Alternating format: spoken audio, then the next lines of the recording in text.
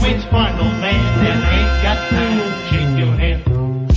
Get that side check, put it in pockets like it's back. Going downtown. Army of Two is filled with Hollywood cliches up the ass. You can now play as Alpha and Bravo. You start on this rescue mission, but obviously something is going to go wrong. You then lose someone, and someone seriously gets injured. And everything changes, or does it? Well, just know that the story consists of you shooting a lot of people who are in the cartel. As the title. Cartel compound. This girl is not our fucking problem. You got 30 seconds. No. We're leaving. I'm not gonna risk my life and the lives of these rookies to save this girl. Right? We move on, take our money, and get out of here. The man's got a point, Rios. Go if you want. The shooting is very similar to every other third-person shooter. Move into cover, shoot, melee with some sweet-looking kills, and build up an overkill mode, and then blast away people's faces with your gun. It's simple, yet you still feel like an unstoppable badass at times. But does Army of Two, the Cartel, actually try to improve the overall series, or does it stay another weak entry in another weak third-person shooter series? Which part, old man, that ain't got to shake your head. Get that side check, put it in pockets like it's back. Going downtown. The good. Most people know I did not like 1 or 2 of Army of Two. However, this one was somewhat good. Let's start with the good. Well, first off, I indeed loved the melee kills. I'm a sucker for sweet, nasty, and badass looking kills. The game definitely doesn't shy away from that. Snaps to the neck, stab to the back, to the chest, to the gut, and so on, all looking brutal and nice. Talking about nice looking, the Frostbite engine definitely shines a bit here. Sure, some of the textures look shitty and the environments are just decent, but the destruction looked pretty great, especially the fire, and when you blast houses away and buildings to bits, it just looks cool.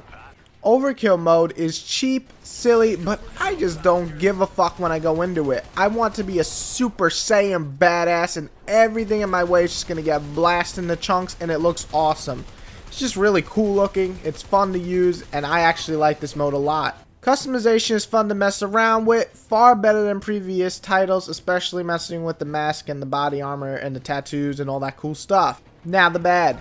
The first thing that comes to mind is the main core of the story is pretty cliche. You can expect that just about everything that you can see happen actually does happen, because it follows the standard action movie story, though it is cool to see just about every single one of your comrades die, and that's not a spoiler. Just everybody's gonna die. Be prepared. Walking Dead, eat this. Go scared of the cartels.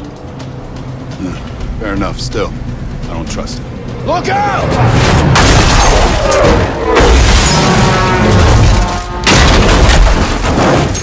The graphics, while destructible and definitely cool looking, it's just it still doesn't look that great in the end. The environments are pretty stale and some of the animations just look really bad, even with the customization being pretty cool. The game just doesn't improve enough. Its content is just so small. Basically, you shoot, melee, shoot. Now that's most shooters, right? But with a weak story, it gives you very little incentive to actually continue playing it after you know, beat it, or even try to beat the whole game. The ugly is the dialogue. It somehow got worse in the series. Most things improved in the series in this title, but this still made me cringe even more. 90% of the time, actually. I don't know who wrote this shit, but please don't write any more shit. The other ugly is definitely the glitches. I got a glitch in the first 5 minutes of the game. Check out this video I'm playing. Then I reset it and everything is fine. What the fuck? The first 5 minutes.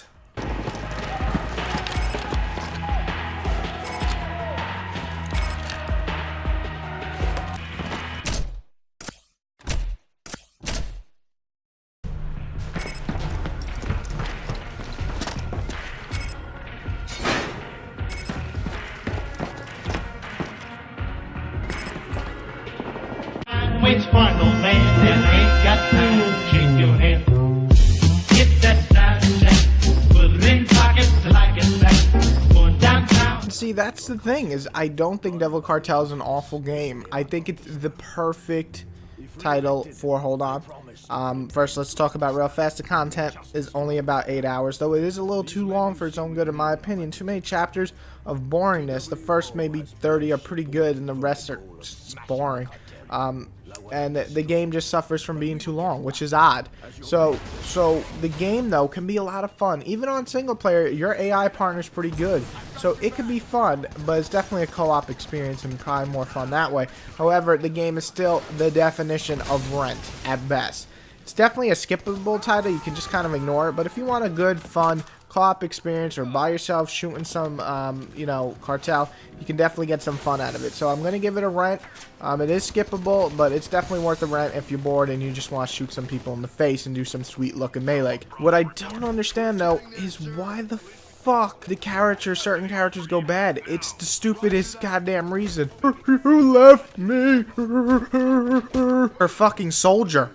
Man up, bitch. I don't understand why all the melee kills are knives. Not that they don't look cool, but I got a fucking gun in my hand. I'm not gonna run up to someone and just stab him in a knife. I'm gonna put a gun to his face and his mouth and fucking shoot him right in the mouth. And why the fuck is their name Bravo and Alpha? Could they not have thought of fucking names? Bravo and Alpha? Really?